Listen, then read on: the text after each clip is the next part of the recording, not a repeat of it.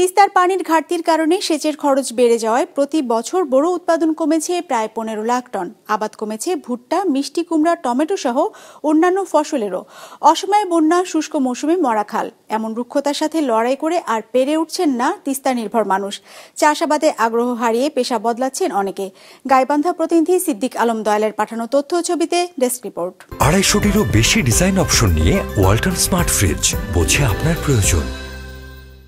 7 acre জমি সম্পূর্ণ clear. জমি জমা আছে, নদীর গর্ভে আছে, বালুচর পড়ি আছে। বাচ্চা কাচ্চা নিয়ে খালি এই নদী গর্ভে খালি উলট পালট করতেছি। একসময় তিস্তাকে বলা হতো উত্তরের জীবনরেখা, অথচ এখন বন্যা কিংবা খরায় ক্ষতির হিসেব কষতে কষতে সর্বশান্ত হয়ে পড়েছেন তিস্তা পারের এমন বহু মানুষ।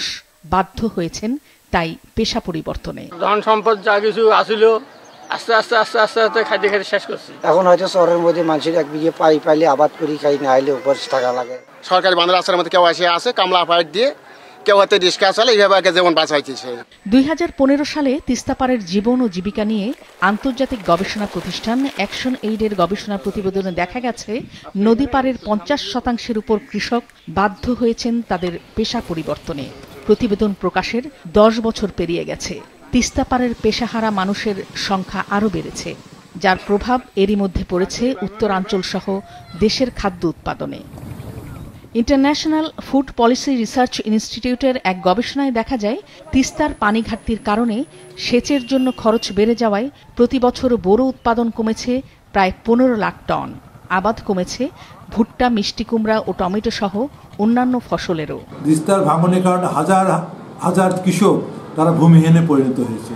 তারা আজকে ওই কুড়িগ্রামেও নাই, নীলফামারীতেও নাই, গাইবান্ধাও নাই। তারা ইতোমধ্যে বিভিন্ন ঢাকা বস্তিতে চলে গেছে, কেউ ঘোড়াঘাটে চলে গেছে, বিভিন্ন জায়গায় চলে যায়। তারা দিনমজুর জীবনযাপন করছে, অথচ তাদের একসময় জমি ছিল এবং জমিতে তারা ফসল করে তাদের জীবনযাত্রার মান অনেক উঁচুতে ছিল, কিন্তু এখন তারা ভূমিহীন, একেবারে নিঃস্ব হয়ে গেছে।